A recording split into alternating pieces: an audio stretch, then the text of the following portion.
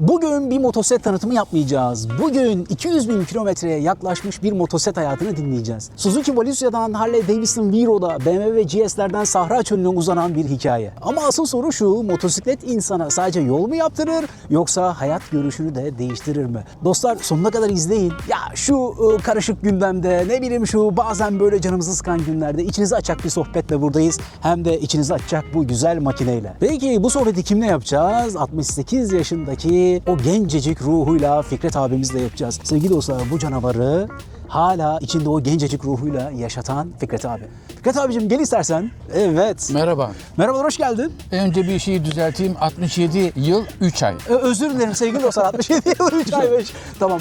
Öyle demeyin, bak bizim yaşlarda o 7 ay çok önemli. Fark ediyor. 13-14 yaşlarında bir önemli. Evet. Bir de bu 70'li yaşlara gelirken. Aynen. Evet. Hoş geldin abicim. Hoş Nasılsın? bulduk. İyi misin? Çok iyiyim. Sizler de iyisiniz. Ben de iyiyim. Çok teşekkür ederim. Fikret abicim, yani elbette seni tanımak isteyeceklerdir. Aslında yaşın bana göre çok ileri değil ama bu yaşla bu makineyi bazen eşleştirmekte güçlük çeken bu insanlara kendini nasıl tanıtabilirsin? Nasıl anlatırsın? Benim yani eşimden sonra ikinci hayat arkadaşım diyebilirim. Ciddi mi? Düşünemiyorum. Hele özellikle motor derken bir gün baktım eşim bana motor hediye almış. Acaba dedim niye aldı? Ben vefat edeyim de mirasa konmak için mi, beni sevdiğim için mi? Bunu hala bugüne kadar soruyorum kendi kendime. Ama beni seviyormuş. Seviyormuş. Ama kısa anlattın kendini ya. Birazcık daha tanıt istersen. Kimsin, ne yaptın, ne yapıyorsun? Şimdi anlatmaya başlarsam dakikalar yetmez. Yetiştiririz ya. Hani 20 yaşında olsam 2 dakikada anlatayım. Şimdi 68 yılı hemen anlatmam Hayır, mümkün 68 değil, 67 değil, 3 ay. Evet, son 3 ay bile 3-4 saatinizi alabilir. Olsun.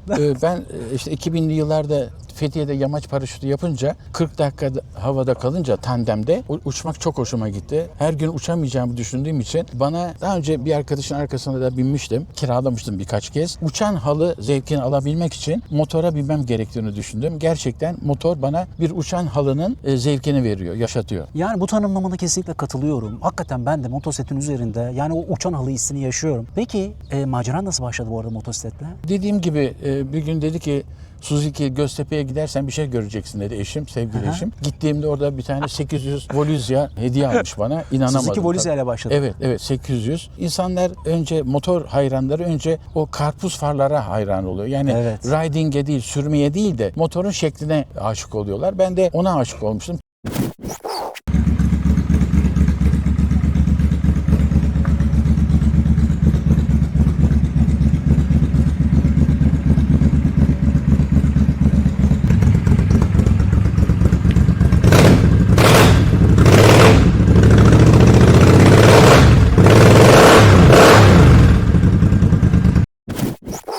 Tabii chopper seviyor insanlar, ilk başlayanlar. Ondan sonra bir yıl falan kullandım onu. Daha sonra bir gün Carrefour'a gittiğimde, Carrefour E5'te bir baktım akvaryumun içine bir Harley Davidson V-Road koymuşlar 100. yıl. Çok güzel bir reklamı vardı. Sakın acele etmeyin. 100 yıl sonra daha aynı model bir daha çıkacak demişti. Ama çok güzel bir makine. Evet, metaldi. Motoru Porsche'ydi ve reklamlarında bir metalin alabileceği en güzel şekil diyordu. Çok doğruydu. Güzel, bence de. Çok aşık oldum ona. Ben içki falan içmem ama Harley Davidson'ın Milwaukee kasabasında, şehrinde karşı komşusu Miller biraları. Miller biralarıyla anlaşma yapmışlar. Kapakta Harley Davidson veriyordu.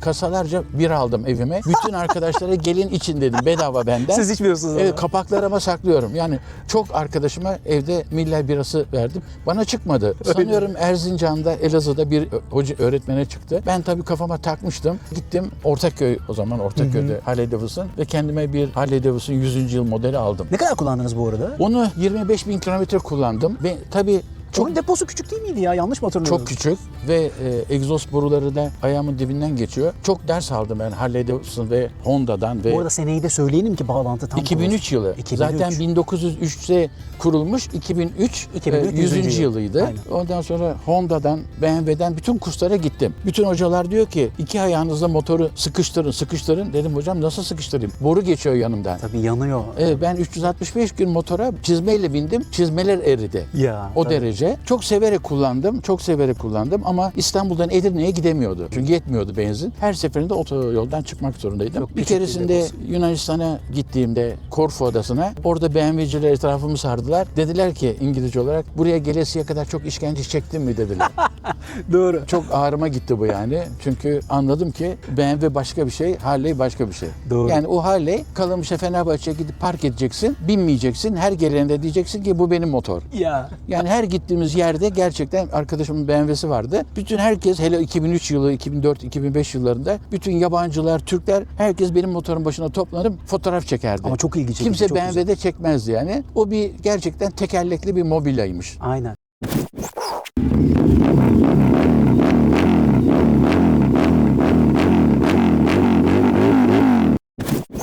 Çok zor, üzülerek sattım. Evet, insan böyle ofisinde sergileyesi geliyor gerçekten. Yani imkanım olsa onu satmazdım, salona koyardım. Ya. Yani ya da yatak odama koyardım, karımı salona koyardım yani. Evet, şimdi Fikret abicim 200.000 kilometre yapmış abi. Kolay değil ve bu arada birazdan anlatacak zaten macerasını. Çöllerde, Sahra Çölü'nde ve dünyanın birçok yerinde motosiklet sürmüş. Sevgili dostlar zaten şimdi bu kadar uzun yıllardır motosiklet kullanan ve bu kadar farklı motosiklet deneyimi olan birinden aslında biz de hani hem bu ekosistemi dinleyeceğiz. Aynı zamanda da bu his meselesine bir bakacağız. Ya şimdi diyeceksin ki hissi bilmiyor muyuz kardeşim? Elbette biliyoruz ama bir bakalım bu kadar kilometreden sonra hala şu makinelerden niçin vazgeçmiyor?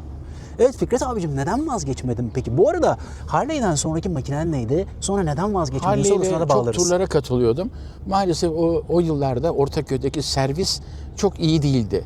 Yani ne zaman servisten, tabii 2003'ten 2004'ten bahsediyorum. Ne zaman servisten motorumu alsam mutlaka yolda kaldım. Beni çok üzdü. Yoksa motor servise götürmesem çok iyi gidecekti yani her şey Aynen. yolundaydı. Bir rotan sonra ne geldi? Virot'la Antalya'ya gezmeye gittiğimizde kurnazlık yapmış BMW oraya test şeyi kurmuştu. Sana tuzak kurmuşlar. Evet aynen orada dedim.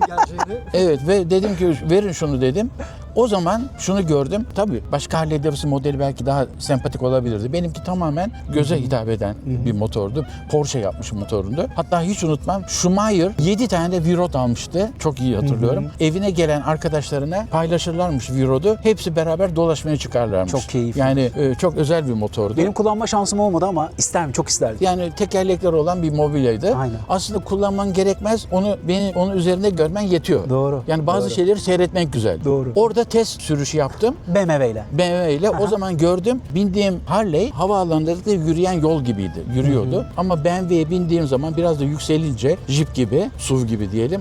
Onun uçan hava olduğunu gördüm. Doğru, doğru. Ve orada dedim bu başka bir olay. Bu arada seri neydi? İlk aldığınız BMW? 1200'dü. Çok güzel bir sarısı vardı. Evet. Sarının adı da çok hoşuma gidiyordu. Namibya sarısıydı. Evet, ekranda görecekler. Evet, ben de yaklaşık 30-40 yıl Afrika'da yaşadığım için Namibya benim çok sevdiğim bir ülke. Yani fakülteyi bitirdim. 84'te dış ticaret sermaye şirketleriyle, Özal'ın ilk kurduğu bu şirketlerle 23 yaşında Cezayir'e gitti. Fransızca biliyorum diyor. Ben de hani Fransızca bilenler Monaco'da ya da Saint-Tropez'de yaşar biliyordum. Meğerse Fransa'nın eski sömürgeleri de varmış. Onu sonradan öğrendim. Toplam arada Tunus, Fas, Rusya ve eski Sovyetler Birliği var ama gidişim ve dönüşüm Cezayir tam 40 yıl sürdü. 40 yıl. 1984-2024. 2024 çok iyi. Peki oradaki Cezayir'deki motosiklet deneyimi nasıldı? Orada bir tek bayi olan BMW vardı. Diğer motorlar yoktu. Çünkü Cezayir polisi aynen Fransız gelenekleri gibi yaklaşık 800 ya da 1000 adet BMW motosiklet vardı. Orada bizde olmadığı kadar, şimdi var tabii bizde ama 80'li yıllarda, 90'lı yıllarda çok BMW'li polis vardı. O yüzden bakımı, onarımı vardı. Ve Cezayir petrol ve doğalgaz üreten devlet olduğu için ÖTV'ye, KDV'ye falan filan çok ihtiyacı olmadığında neredeyse 1/3 fiyatınaydı. Ben de orada ilk motorumu orada aldım. Kırmızıydı. 1200. Servisi iyiydi. Ülke 2,5 milyon kilometre kare. Tüm Sahra 9 milyon kilometre kare yandaki komşuları. Dolayısıyla aslında Tunus'a ya da Fas'a gitmeme gerek kalmadı. Çünkü zaten bir yerden bir yere gitmek İstanbul'dan Tahran'a gitmek gibi. Tahran da aynı ülkede, Atina da aynı ülkede. Yani o kadar 3000 kilometre bir boya kadar. Her yeri yaptım motorla. Ne güzel. Evet. Bu arada hani biliyorsunuz şimdi çöl insana çok iyi gelir derler ya. Çöl ya da o ıssızlık. Fikret abicim o çölde, o ıssızlıkta da epeyince yalnız da kilometre yapmış. Bir bakalım çöldeki o deneyim nasılmış? Fikret abicim çölde ne yaptın? Ne kadar kilometre yaptın? Şöyle 17-18 yaşında ilk ehliyet alırken o kadar korkarak aldım ki ben dedim altı yolu arabayla inmem dedim. Yani altı yolu arabayla inmem demiştim. Kadıköy altı yol bu Evet, arada. yani Evet. Kadıköy altı yola gitmem diyordum 17 yaşında. Motorla da önce çalıştığım yerde işte 10 kilometre gittim, 50 kilometre gittim, 60 kilometre gittim. Ondan sonra her gün bunu uzattım. Hatta Garanti Bankası'nın yonca yaprağı gibi. Evet. Bir çıkıp 200 kilometre bir tur attım. Ondan sonra öteki 200 kilometre, gittikçe bu arttı ve tek başıma tabii arkadaş nereden bulacaksın? Ben tekstil işindeydim. Bütün ülkeye tekstil nihai mal satıyorduk. Sonra müşterileri dolaşmaya başladım. Yoksa arabam, şoförüm var ama ben çıkıyordum 9 gün, 10 gün 4-5 bin kilometre müşterileri dolaşıp geliyordum. Yani müşteriler, Cezayirler Fikret Bey, Monsieur Fikret yoldan geldi diyorlardı. Yoldan geldi deyince Cezayirler şok oluyordu. Bir de arkasından diyordu ki yoldan geldi ama bir de motorla geldi deyince çok çabuk tanındım. Bir de o sıralarda Amerikan Büyükelçisi Harley Davidson'la dolaşırmış. Onu da iyi bilirlerdi. Yani ülkeyi böyle seven, dolaşan yabancılara, ecnebilere çok severlerdi, saygı duyarlardı. Anladım. Ne güzel. Peki var mı böyle çölde kullanırken? Bu arada kaç bin kilometre yaptınız çölde? Yani sanırım 25 bini geçtim tek Çok, başıma. çok iyi. Jandarma, polis çok durduruyordu. Yani çünkü bir yabancının bir vilayetten başka vilayete gitmesi yasak. Validen onay almanız lazım. Valide asla onay vermiyor. Fakat Cezayir plakası olduğu için ve birazcık böyle Arapça konuştuğum için beni idare ediyorlardı. Ama yakalarlarsa jandarma sen ne arıyorsun, yalnız mısın falan dedikleri zaman hep aynı cevabı veriyordum. Yalnız değilim diyordum. Nerede diğerleri? Allah yukarıda, Azrail'e arkamda diyordum. Ne güzel. Azrail diyordu ki hadi bas gaza öldüreceğim seni diyordu. Allah da diyordu. Çok şükür Evet. hiçbir problem Evet, yaşamamışsınız. Peki o zaman o çöldeki yaklaşık 25 bin kilometre BMW ile mi yapıldı? Evet, ikinci bir tane daha aldım. Çünkü orada bakım modeline güvenmediğim için Az önce de söylediniz, 2-3 evet. yıl geçtikten sonra onu satıp HP modelini aldım. Çok müthiş, çok güzel bir modeldi. Onunla çıkıyordum. Yani 90'ı 100'ü geçmiyordum ki benzinim yetsin diye. Çünkü gerçekten çölde, Büyük Sahra çölünde giderken 1000 kilometre ne bir katır, ne bir insan, ne bir köylü görmüyorsunuz. Doğru. 1000 kilometre boyunca. Doğru. Bunları gördüğüm için 5 litrelik bir tane su bidonu, bir de 10 litrelik mutlaka çantalarımda taşırdım. Ki orada kurşunsuz benzin de yoktu. Yani süper benzin koyardık. Daha sonra tamamlardık onu. Yani o şekilde dolaştım hep. Mesela şu anda bu makine farz edelim ki o gün altınızda olmuş olsaydı yine aynı yolu Yani yapar motoru mıydınız? aldım. Hayalim olan Çıldır Gölü'ne gittim. Ermenistan sınırına. Aha. 16 gün tek başıma gittim. 3-4 bin kilometre yaptım. Niye tek dolaşıyorum? Çünkü grup olduğun zaman sabah 6.30'da teker dönecek diyorlar. Doğru. Halbuki teker değil, benim bu sıra tansiyon artıyor. Ya da bir şey oluyor. Ben bir gün daha kalıyorum otelde. Ve 10'da çıkıyorum. 3'te mutlaka bir yere giriyorum. Gece hiç kullanmıyorum. Evet onu soracaktım. Gece evet, yok. Cezayir'de de mesela çöllerde deve sürüleri var. Çok sık deve işareti görüyorsunuz. Ay olmadığı zamanlar, kapalı olduğu zamanlar o develeri gece kesinlikle görmüyorsunuz. O yüzden çok tehlikeli. Geceleri hiç kullanmadım. Hiç kullanmadınız. Türkiye'de de kullanmıyorum. Çünkü içkili, alkollü insanlardan dolayı Doğru. biliyorsunuz Doğru. kazalar daha çok gece oluyor. Ben 9'da 10'da yola çıkıyorum. İstanbul'dansa 5'te çıkıyorum tabii. 3'te 4'te mutlaka bir otele giriyorum. BMW'lerden sonra farklı makineler gelmiş miydi? Farklı motosikletler almış mıydınız? 4 tane BMW kullandım. En son bunu aldığımda da tebrik ediyorum BMW'yi. Çünkü ben yaşlandıkça demiyorum da yaş aldıkça yaşın getirdiği dezavantajlar oldukça BMW'nin yeni teknolojisi o benim dezavantajları bertaraf ediyor. Bu söylediğinize kesinlikle katılıyorum. Şundan dolayı Fikret abi. Şimdi mesela biz bunu daha önce sevgili Rasim'le anlatmıştık BMW 1300'ü. Bu düz GS 1300'ü anlattıktan sonra video altında çok sayıda yorum geldi. Yani olmamış. İşte o 1250 çok daha iyiydi. Neden o ikonik tasarım gitti? Niye bunu getirdiler? Ben hepsinden çok memnunum. Arabada da mesela 1990'dan beri otomatik vites kullanırım. O yıllarda da Türkiye'de erkeklik ağır basardı. İşte bunu kadınlar kullanır, bunu Doğru. yaşlılar kullanır diye. Geçen yine basından gördüm ki Türkiye'de manuel vites %10'a 15'e düşmüş arabaların satışı. Ya. Yani bu da şimdi otomatik vites yokuşlarda, çok dik yokuşlarda ve virajlarda giderken manuelde bazen duruyor. Stop ediyordu. Ya da taşlı yollarda, topraklarda giderken eğer ayarlayamazsanız stop ettiği çok oluyor ama bu otomatiği aldığınızda asla stop etmediği için güveninizi arttırıyor yani. Daha Doğru. güvenli kullanıyor. Doğru. Fikret abi bu arada hemen şunu da sorayım. Şimdi hani bu kadar uzun süre farklı ülkelerde de sen motosiklet kullandın bildiğim kadarıyla. Hangi ülkelerde kullandın? Biliyorsunuz motorcular için Dalmaçya kıyıları, Adriyatik denizleri Evet. cennet. Gerçekten doğru. Oraları defalarca yaptım. Yunanistan belki 10-15 defa yaptım. Çünkü Yunanistan Hindistan. Nüfusu 10,5 milyon. Fakat motosiklet sayısı 85 milyonluk Türkiye'den çok daha fazla. Ona çok şaşırdım. Çok büyük saygı var. Çok Doğru. saygı var. Bize biraz ters davranan otomobil sürücülerini Yunanlı motorcular tekmeyle dövdüler. Ciddi mi? Evet, o kadar. Yani sen bu adamı... O kadar sahip çıkıyorlar. Evet, yani sen bunu niye sıkıştırdın, arkadan geldin diye baktım ne yapıyorlar dedim. Sen niye bunların dibinden gidiyorsun diye. Çok şaşırdım. Orkun Olgar, buradan selam olsun ona. O da bazen bunu vurguluyor. Ya bu söylediğin ne kadar önemli. Ya. Evet, yani- Ya bizim memlekette de motorcuyum dediğinde, motosiklete bindiğinde seni görmezden gelmek için ellerinden geleni Yani işin yapıyorlar. üzücü tarafı, yönetici olarak çalıştığım şirketlere bu motorla gittiğimde ben her zaman çantaları kullanırım ki hani tır gibi beni kurye olarak görmesinler diye. 2 şirkette, 3 şirkette de beni kapıdaki bekçi tanımadı. Kuryeler giremez dedi. Çok Yani herkes bunu kurye görüyor. keşke şu ülkede motosiklet kullanan sayısı artsa. Keşke senin gibi Fikret abicim, Allah uzun ömür versin inşallah. Hepimize. Keşke senin gibi yaşa ona buna bakmadan ruhunu böyle senin gibi genç tutup, kondisyonunu ayakta tutup motosiklete binmeye devam edebilse insanlar. Bir de 30-40 yıldır bisiklete biniyorum. Hala biniyorum. Çok Her güzel. gün Kadıköy'den Kaynarca'ya kadar 50 kilometre gidip geliyorum. Yani formumu iyi tutmak zorundayım ki bunu kullanabileyim. Doğru. Bir abimiz var 80 küsur yaşında emekli bir albay. Antalya'da hala GS biniyor. Harika. Biniyor. Onu örnek alıyorum. Ben nerede hatta gruplarımız var 65 yaşın üstü, 70 yaşın üzeri. Onlara örnek alıyorum. Ama vücudumuza iyi bakmamız gerekiyor Doğru. tabii. Ruh sağlığına katkısı ne? Motosiklet kullanmanın, ben her zaman söylüyorum, bu bir terapidir. Kimisi BMW ile yapar, kimisi başka bir makineyle yapar. Ruh sağlığı dersen yani bulutlardan aşağı hiç inmedim. Ne kadar güzel. Tabii. Çok doğru tanımlama. Evet, evet. O zaman siz terapiye bu kadar yıldır devam ediyorsun. Abi şunu soracağım sana. Dünyada ya da Türkiye'de sürerken en çok zevk aldığın yer neresiydi? Yani bunu söyle yani hoş değil ama Türkiye dışında her yer çok düzgün çıktı. Yani Evet. çok saygılı. Hatta bir inanılmaz bir olay vardı. Yani Pirenelerden dönüyorduk. İtalya'dan geçiyoruz. Sağ taraf 2 şerit vardı İtalya'da. Sağ şerit yaklaşık 20 kilometre falan araba vardı. Sol şerit boştu.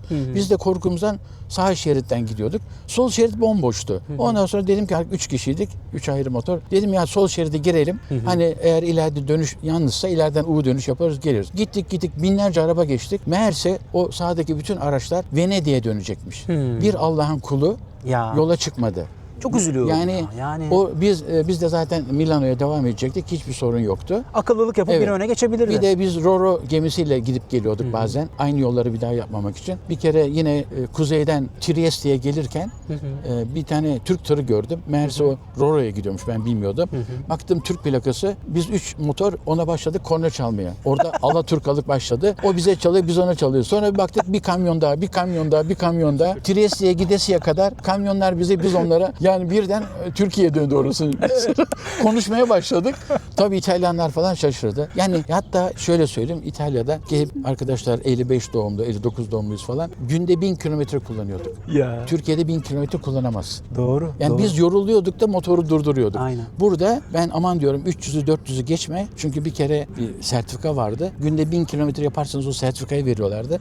Bir genç bir arkadaşımız beni çok etkiledi. Trafik işaretine çarpıp vefat etti. Ne gerek var Türkiye'de? Yani Avrupa'da 1000 kilometre yapılınca 10 günde 10.000 kilometre. Bunu Türkiye'de uygulama ne gerek var? Doğru. Türkiye 300-400 yeter yani. Doğru. Burada ben de hemen araya bir anekdotu sıkıştırayım. Arkasından da eğitim konusuna gelmek istiyorum Fikret abicim. Amerika'da araba kullanıyorum. Yani işte alışkanlık ya. Etrafınızdaki 5 kişi neyse 6.'sı sizsiniz derler yani. Gerçekten de öyle. Selektör yaptım. Evet, evet. Evet. Amerikalılardan öyle bir küfür yemiştim ki hiç unutmuyorum.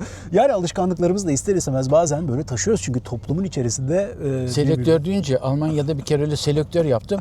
Adam önüme fırladı. Dedim Ya. niye? Selektör yapmak sen izin veriyorsun demekmiş. Ya. Halbuki bizde ben geliyorum çekil kenara demekti. Aynen öyle. O yüzden riskli. Doğru. Bir de eğitim deyince Aha. ben yani 2003 yılından beri Harley'in eğitimlerine, BMW'nin bütün eğitimlerine ve Honda'nın bütün eğitimlerine defalarca gittim. Birinci, ikinci, üçüncü sınıf diye. Bütün genç arkadaşlara Bu çok eğitimlere önemli. gitmelerini tavsiye ederim. Yani Fikret abicim kameraya evet. bakarak bence bunu söyle. Çünkü Yani- sebebi de şu, Evet. eğitim küçümseniyor bazen. Ben biliyorum yahu diyor. Bunu söyleyenler de var. Ben biliyorum abi diyor. Bizim apartmanda bir arkadaşımız, yani karı koca beni çağırdı. Oğlumuz dedi motor almak istiyor dedi. Dedim vallahi yeni bir oğlan yapmayı düşünüyorsanız dedim alabilir dedim. Çocuk çok alındı. 25-26 yaşındaydı. Fikret abi sen ne diyorsun dedi. Ben Fenerbahçe'de tek teker gidiyorum dedi. Eyvah dedim, siz hemen çocuk yapın dedim. Yani ben eğitime git diyorum, dikkat et, yaşın çok erken diyorum. O da bana diyor ki ben tek teker gidiyorum diyor. Bir de mesela Honda'da motoru size veriyorlar. Yani 250'lik, 500'lük, 1000'lik motor. Onunla düşebiliyorsunuz. Onların koruma demirleri var falan filan. Kendi motorunuzda bununla düşerseniz 2000 Euro'dan başlıyor, 1000 Euro'dan başlıyor. Doğru. Bununla da ben BMW ile de enduro kurs gittim. Daha çıkıp inme vardı.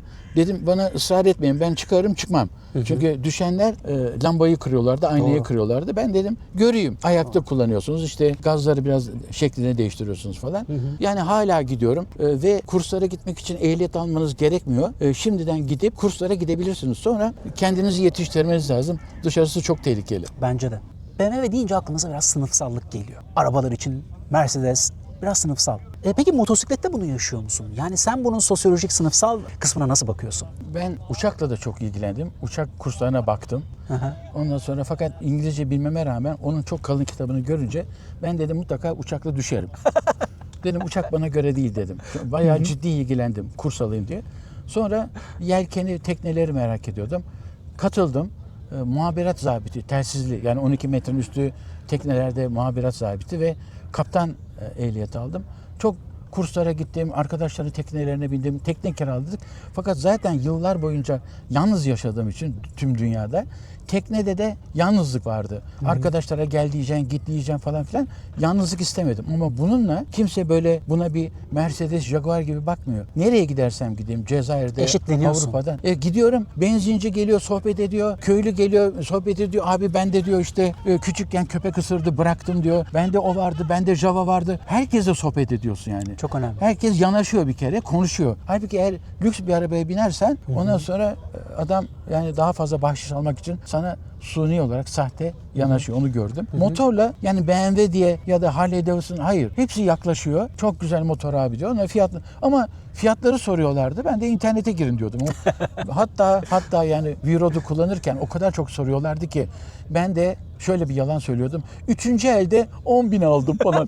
Yani sıfır almama rağmen 4. elde aldım falan diyordum. Karşıdaki tepki göstermesin Harikasın. diye. Abi gençlikte boy kaçtı? Şimdi de gençsin ama şimdi boy kaç? Motosikleti yine satın almak için isteyenler için. 1.73'tüm ben. Şu anda? 1.73'tüm. Yani şimdi en son boyumu ölçtüler. 1.70 çıkmış. Normaldir. Dedim niye? Dedi ki spor hocaları 30 mu 35 tane mi ne şey varmış omurilikte Kas parça. var, evet. Onları dedi eğer spor şey yaparsan biraz uzatma her biri birer milimetre açılıyor dedi. 3 santim 73'e gelebilirsin dedi. Ama ben şu anda memnunum. Buna alçak sele almıştım. Zayıflayınca ayaklarım çok iyi yere değdi. Daha dün alçak seleyi sattım. Harika. Yeni alan bir arkadaşa. O da 1.70 boyundaymış. Çekiniyordu. İyi ediyorsun dedim. Al kullan, alış. Ondan sonra tekrar standarda dönersin dedim. Harikasın. Fikret abicim hemen şunu sorayım. Şimdi önümüzdeki bu makineyi dönüp baktığımızda bunu tercih etmendeki sebep neydi? Çünkü ben biliyorum ki tam da mevsim açıldı. İnsanlar karar vermeye de çalışıyor. Senin bu makineyi tercih etmendeki sebeplerden bir tanesi az önce dedin ki benim gibi hayatı daha çok böyle deneyimlemiş, yaş almış kişiler için birçok zorluğu bertaraf etmiş dedi. Bunun dışında bu kadar uzun süredir BMW'de kalıyor olmanın sebebi maddiyatla açıklanamaz. Başka makinelere de binebilir. Şimdi mesela KTM'yi denemek istiyorum. Tabii KTM benim boyuma uygun değil. Doğru. Bundan önce ben alçaltılmış amortisör, alçaltılmış sele kullanan biriydim. Şimdi hiç öyle bir şey gerek yok. Çünkü bir 20 kilo verdim. Baldırlarımdan 5'er santim incelmiş. Ne güzel. 5'er santim incelince çok daha rahat ayaklarım yere değiyor. Yani kilolu motora bindiğinizde ayaklarınız açılıyor. Aynen. Fakat ne KTM ne diğer motorlar test vermiyor size. BMW'nin o iyiliği var. Test veriyor. Bu çok önemli. Ben 6 silindir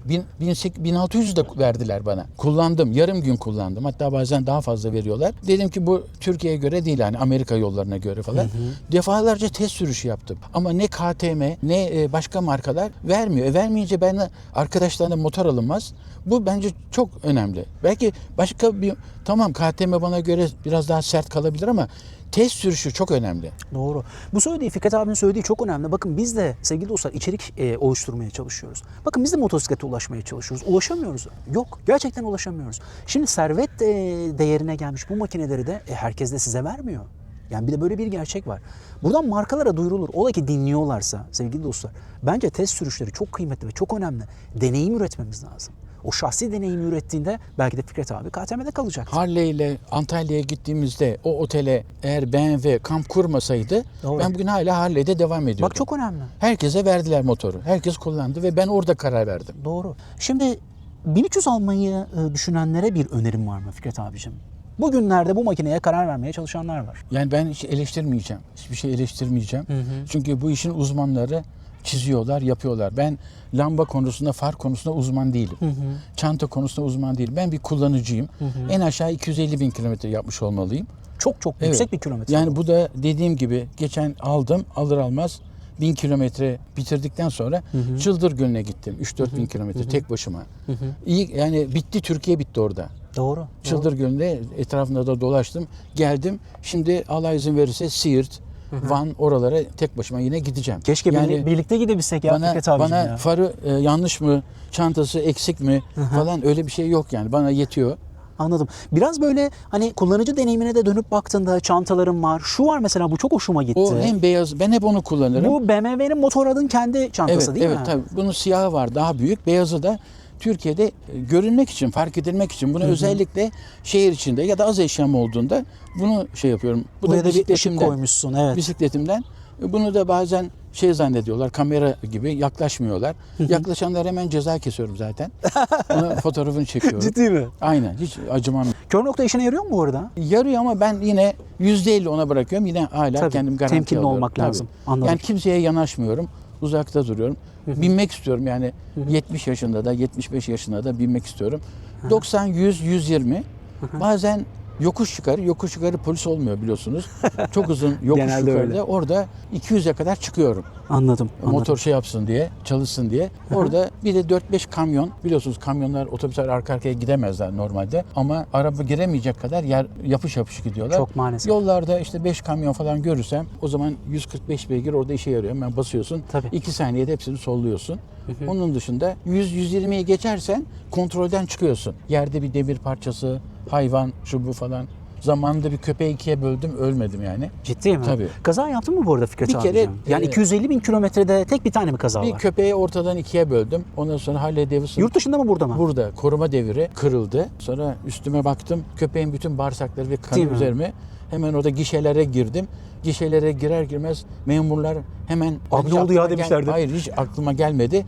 Hemen dediler ki abi biz her yere tel örüyoruz ama insanlar minibüse binmek için onları kesiyorlar. Yani sorumlu olanlar karayollarıydı. O inenler de karayollarıydı. Biz dedi her yeri kapatacağız ama millet kesiyor dedi. Doğru. Onun yani koruma demiri kırıldı ve gaz pedalı kilitli kaldı. Ben düşmedim yani. Anladım. Çok 250 100 de bendim. 350 ile vurunca köpek ikiye bölündü. Yani benim tecrübem seninkiyle elbette ki mukayese edilemez. Estağfurullah. Yani senin çünkü hem uluslararası deneyimin, 250 bin kilometreden az değil, bir de farklı makineler, farklı motosikletlerde kullanmışsın. Çok şükür benim de büyük bir kazam olmadı ama kazanın olmamasına haddimi bilmeye borçluyum. Bence Sen- yaşla alakalı. Yani biz delikanlı değiliz. Doğru. Yani ben 23-25 yaşında arabam varken şirkete gittiğimde herkes bana diyordu ki Fikret abi sen bize yolda küfrede geldin. 23-25 yaşında millete hakaret ediyormuşum yollarda. Delikanlık var. Doğru. O yüzden ben 40 yaşından sonra başladığım için delikanlılık yapmıyorsun. Ya Fikret abicim, bu da çok önemli. Bak, son zamanlarda yayın yaptığımız birçok arkadaşımız 40 yaşından sonra motosiklete başlıyor. 40 yaşından sonra başlayanların birçoğu da, en azından kendi çevrem için konuşuyorum, ya NC ile başlıyorlar, ya işte kontrol edebilecekleri bir makine, ya da önünde sonunda geliyorlar bu BMW serisine. Fikret abicim, farz edelim ki ya BMW'den başka bir makineye geçmek istiyorum desen, yine az önce bahsettiğin kriterlerden dolayı geçemeyecek misin? Yani riske giremem, paramla riske giremem. Yani test sürüş yapmam lazım en aşağı. Hatta ben KTM ve diğer markalara da dedim. Ben kiralıyım. Yani hadi vazgeçtim bana ücretsiz vermenizden. Araba da öyle. Mesela bir araba istiyorsanız gidin kiralayın. Karavan düşünüyorum mesela. Bir hafta kiralamak mümkün. Kirala, belki o küçücük yerde kalamayacaksın. KTM ve diğer markalar için de yani ben kiralayayım bunu, parası neyse. Ondan sonra karar vereyim. Şimdi bilmeden Bir 1290 diyelim hani güzel gözüküyor falan. Riske giremez. Ya pişman Doğru. olursanız. Doğru, doğru. O yüzden denenmiş ve tecrübe edilmiş, piyasada Tabii. kendisini ispatlanmış Bunu makineler biliyorum. kullanıyoruz. Evet. Bir de Bir abi çok özür dilerim, araya girdim. Bak 40 yıla yakın Cezayir'de yaşamışsın. Orada bile diyorsun ki BMW'den başka servis yoktu diyorsun. Evet. Bu çok önemli abi. Evet. Yani global Girmiş. ölçekte bir Evet, başarı girmiş, bu. evet. Orada tabii o ülkenin bir özelliği vardı. Tabii benim hoşuma gidiyordu. Herkes evin önüne yükselti yapıyor. Ne deniyor ona? Kasisler. Kasisler ama herkes kendine göre yapıyor. Kendi yapıyor yani. Tuğladan yapıyor, taştan yapıyor falan. Ben de diyordum ki her köyün içinde, her kasabın içinde binlerce kasis var. Dolayısıyla kasisler geldiği zaman ben çok mutlu oluyordum. Teleler. Ayağa kalkıyordum. Tabii, tak tabii. tak tak geçiyordum. Arkadaki araçlar da geçemiyordu. O hoşuma gidiyor tabii. Camel Trophy, Dakar, ne bileyim oralara bir şeyin var mı? Tabii sana resimleri göndermiştim herhalde. Evet. Baykal Gölü'ndeki, Sovyetler Birliği'ndeki yarışmalara Türkiye'de katıldığımda 3000 kişi arasından 30 kişi arasına seçildim. Ciddi mi? Evet, 30 kişi ve 3 gün boyunca gece gündüz bizi sınava soktular. Land Rover'la. Aha. Land Rover, ben araba kullanmasını onda öğrendim. Dedemin Gerçekten. köyde tabii. 2 tane Land Rover vardı 75'lerde. Biz 13-14 yaşında onlarla başladık. Fakat bizden tabii çok daha iyi çocuklar vardı. İkisi asıl, ikisi yedek olmak üzere 4 kişi. Ali Deveci hocamızdı o zaman. Bir arkadaş daha vardı. Ama o 3 gün bana çok yetti gerçekten. Çok zorlu bir sınavdı. Çadırlarda yattık. Diğerleri yataklarda yatarken bizi çadırda yatırdılar. Yani ben niye hep normal model aldım? Şehir içinde çok rahat kullanıyorsunuz. Yani öteki tabii 1.73 değil de 1.93 olsaydım belki öteki bana şey olabilirdi. Proporsiyonel olarak giderdi. Ama benim boyuma, posuma bu çok uygun. Bir de her saatte her 100 kilometre ben dururum yani. Mutlaka dururum. Ya kahvem vardır, bir tane portakalım vardır. Yani mutlaka dururum. Ben 2 saatte gideyim, 3 saatte gideyim falan öyle bir derdim yok. 1 saatte, 2 saatte mutlaka dururum. Harika. Peki abim, yani çok güzel anlattın. Vallahi ağzına saatlerce kayıt ederiz de sevgili dostlar. Hem algoritma hem de vakti daha doğru kullanabilmek adına biz yavaş yavaş şimdi sonlara geliyoruz. Şimdi biz hatırlarsanız buraya kadar seyredenler varsa biz 1300 ile ilgili bir videomuz vardı zaten. Orada biz epeyce özelliğini anlattık. Ben burada hani sadece bir kullanıcı deneyimi, 250 bin kilometre motosiklet kullanmış biri neden hala BMW'de ısrar ediyor? Biraz bunun üzerine bir de motosiklet sürmenin zihin sağlığına nasıl da katkısı var? Ve sevgili dostlar hem bu kadar tecrübe bize ne diyor? Biraz bunu konuşalım istedik. Ben yavaş yavaş sonlara doğru gelirken Fikret abicim seninle yazışırken şöyle demiştin. Üzülme. Kafana da hiçbir şeyi tak. Yani şimdi seni seyreden bu güzel insanlara yaşını başına almış, dünyayı görmüş ve tevazusunu da böyle güzelce koruyan bir abimiz. Acaba ne söylemek ister? Tabii dediğimi ciddiye almayın ama telefonun altında bir düğme var. Basınca reset ediyor ya. Aha. Ben de otoyolda giderken eğer 150 ya da 200'ü bir saniyede geçersem benim bütün beynim reset oluyor. Doğru. Sıfırlıyorum ve çok önemli kararları motorla dolaşırken veriyorum. Neye bağlıyorsun bunu? Çünkü ayaklar çalışıyor, eller çalışıyor, gözler falan çalışıyor. Her şey temizleniyor. Yani onu düşünmüyorsun, bunu düşünmüyorsun bilmem ne. O zaman diyorsun ki o işi ne yapayım, bu işe ne yapayım, şöyle yapayım, en iyisi böyle yapayım. Çocuklar için şöyle yapayım falan. Doğru. Çok doğru kararlar veriyorsun. Sanki bulutların üzerinde ya da suyun üzerinde kaldığın için somut şeyleri görüyorsun. Yani ben Doğru. çok mutlu oluyorum. Bir de bisiklette de öyle. Hem düşmeyeyim diye dikkat harcarken hem de hayatımla ilgili önemli kararlar veriyorum. Anladım. Peki sevgili dostlar, Fikret abiyle aslında zaman olsa böyle diyorum ya hem izlenme süreleri falan böyle bu kadar kafaya takmasak biz 5-6 sohbetlik video çıkartırız. Çok uzun bir deneyim var çünkü. Tabii motorla belki 20-25 ülke gezdim ama aslında ben 100 ayrı ülkede yaşadım. 100 ayrı ülke. Evet. Yani 14 yaşında başladım dünyayı dolaşmaya. O yüzden gençlere İlber Ortaylı benim hocamdı. Evet ya Allah rahmet eylesin. Tabii Ankara Siyasal'dan hoca da bugün hala gençlere diyor para bahane etmeyin, gezin, dolaşın diyor. Doğru. Ben ilk Avrupa gezisine çıktığımda 14 yaşında bir arkadaşım daha vardı 15. Otostopla dolaştık. Yani Doğru. trenler var, Interrail var. Yani illa tamam şimdi belki vize almak falan zor ama Doğru. yani 14 yaşında çocuklarımı da 10 yaşından beri gönderirim yurt dışına. Harika. Yani bu insanın Elbette şimdi işte vize imkanları, maddi imkanlar değişti biraz tabii. çok değişti. Evet. Sizin yıllarda bu çok büyük bir Yoktu, kolay. tabii. Sizin nesliniz çok şanslı abi. vize yoktu ki. Tabii vize yoktu. Vize Bu yoktu, muazzam evet, bir şey. evet. Şimdi ben bir Türk vatandaşı olarak maalesef hiçbir yere giremiyorum. Orçun Alman vatandaşı dünyanın her yerine gidiyor. Evet. Yani bir de böyle sınıfsal ayrımlar da var Şimdi maalesef. biraz tabii değişti. Evet, işler ama değişti. yine vizesiz bir yerlere yani gitmek istiyorsanız mümkün. Sen şunu söylüyorsun. Babacığım gez. Çünkü gezmek zihnini açacak ve perspektifini genişletecek diyorsun. Fikret abicim bir zaman makinesi olsa 15 yaşına, 18 yaşına yeniden dönebilsen. Evet. Motosiklet bağlamında kalarak ne yapardın abi? Ben ama kendimi 15 gibi görüyorum. Soru yanlış. Çok Bence yanlış. de.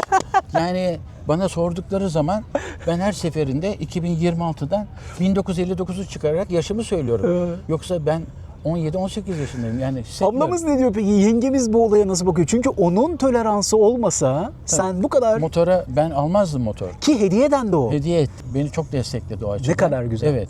Kendi binmiyor. Neden binmiyor? Haklı. Çünkü diyor çocukların başına biri kalsın diyor. Ya, Yani ya. sen benim arkama bin diyor. Eşim hem motosiklet ehliyeti var hem kamyon ehliyeti var. Vallahi bravo. Hem de otobüs şoförü. Ciddi. Tabii, Kullandı mı bunların hepsini? Aldı hepsini. Ehliyetini aldı. Handan ablacığım selamlar. Sınavdan çıkar çıkmaz hemen otobüs teklifi aldı. Kız kardeşi de tır şoförüdür. Vay Tır anasını. ve petrol yakıt şoförü. Abi sana bakınca şunu görüyorum ya. Şimdi ya yap ya durma. Yap diyorsun. Abi ben gerçekten sana bakınca bunu biraz gördüm. Orçun sen ne düşünüyorsun bilmiyorum ama yap ya. Harekette devam et. kalmak genç tutuyor bak. Evet harekette kalmak. Ben yani çok planlarım, programlarım var daha. Allah uzun ömürler Çok versin. daha yeni başladım. Allah izin verirse hepimize sağlık versin. İnşallah. Allah uzun ömürler versin. Annem 97 yaşında. Maşallah. Benden 30 yaş büyük. Onu gördüm ve önümde 30 yıl olduğunu gördüm. Ben yeniden başlayıp zengin olup hani bu arada yeniden evlenip de diyorum ama onu yani karım duyacağı için söylemeyeyim. Önümde eğer 30 yıl Abi burayı varsa- kesmeyeceğim ona göre. Ha, annemin sağlığını, saatini, hayata bağladığını görünce ben kendimden utanıp önümde 30 yıl olduğunu düşünüyorum. O yüzden hatta en son bir spor kampına gidip 22 kilo verdim. Evet. Yani kanımı 30 yıldır ilk defa kanımı çok temizledim. Ne kadar güzel. Evet yani 88 kiloya indim ama 80'e ineceğim. Çünkü yapay zeka da çok iyi arkadaşım. Yapay zeka da aynen şöyle dedi. Fikret dedi, sen dedi 78'e inersen dedi ağırlık merkezi çok aşağı düşecek dedi. Yani boxer motorun oraya inecek benim ağırlık. Doğru. Ve ben motora bindiğimi hissetmiyorum gerçekten. Doğru. Eskiden 107 kiloyken ağırlık merkezi çok yukarıdaydı. Doğru. Korka kullanıyordum. Şimdi ben sanki sadece gidonu döndüren biri gibiyim. Yani tabii bunun efsane biliyorsun dengesiyle meşhur Yük abi. değilim artık ben. Kesinlikle. Yük değilim.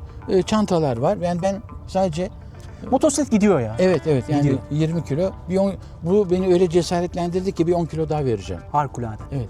Peki sevgili dostlar sohbeti beğendiyseniz biz ikincisine de devam edebiliriz. Hakikaten yorumlara lütfen yazın. Böyle değerli insanlarla da tanışıp işte böyle anlatmaya çalışıyoruz. Bugün Fikret abimizle beraberdik. 68 yaşında, 67 yıl 3 ay. Evet. Dikkat et lütfen. Evet. Uzun yıllardır BMW kullanan, 250 bin kilometre yol yapmış, dünyanın her yerinde, sahrada 25 bin kilometre motosiklet sürmüş Fikret abimizi dinleyelim dedik. Anladığımız kadarıyla sevgili dostlar az önce söylediği şey çok önemliydi. Ben de birçok kararı gerçekten motosikletin üzerinde veriyorum.